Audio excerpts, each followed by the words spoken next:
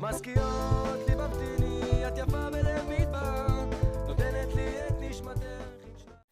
השלום וברכה, אהובינו, תלמידינו, בוגרינו, יקירנו, חיילינו הגיבורים, אורך ימים ושנות חיים ושלום יוסיפו לכם. השבת, פרשת וישב, שהיא בעצם ערב חג החנוכה, בעזרת השם שיחול השנה ביום ראשון בלילה למחרת מהשבת שלנו. וישב, אותה פרשה של השבטים שלצערנו רבים ביניהם, ובעתיים אנחנו יורדים למצרים. אלה כתוב בפרשה ככה, וישב יעקב בעץ מגוריו בעץ כנען, אלה תולדות יעקב יוסף בן 17 שנה. המדרש אומר, תולדות יעקב יוסף. למה אתה מחבר בין יעקב לבין יוסף? יש לו עוד 12 ילדים. אלא יוסף ויעקב זה אותו שורש נשמה. מה שהתחיל יעקב מסיים אותו יוסף. כל מה שעבר על זה עבר על זה. זה נרדף וזה נרדף, זה רוצים להרוג אותו וזה רוצים להרוג אותו.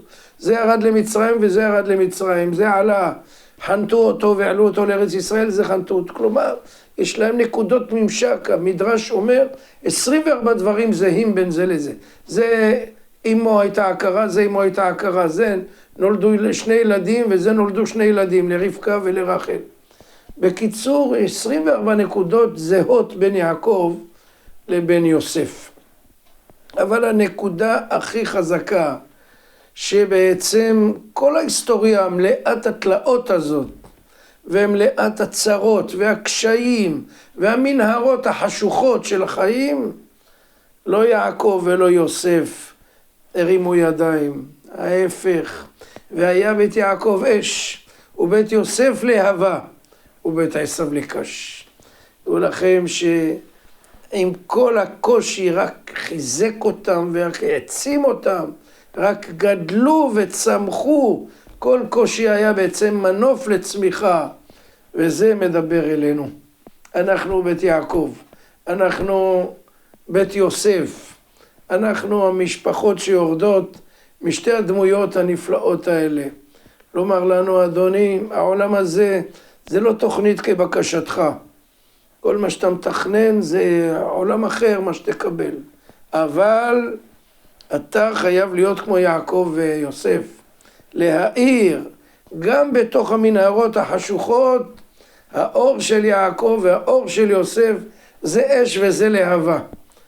לא יושבים וכותבים שירי דיכאון, מר לי, קר לי, קשה לי. אלא אוקיי, יש בעיות, יש קשיים, יש סיבוכים בעולם הזה, אבל אנחנו ננצח אותם. כי שרית עם אלוקים ועם אנשים ותוכל. ויהי יוסף איש מצליח, ויהי בבית אדוניו המצרי. לא משנה, אני במצרים, אבל אני פה. הקדוש ברוך הוא שם אותי פה, אני אעשה את הכי טוב. לא יושב מספר סיפורים של דיכאון. איפה ששמת אותי בורא עולם, אני לא אכזב אותך. אני יודע שאתה שומר עליי, אני יודע שאתה איתי. בעזרת השם אני אפעיל את כל האורות שנתת לי כדי להאיר את העולם גם בתקופה הכי חשוכה, שזה הסוד של חנוכה.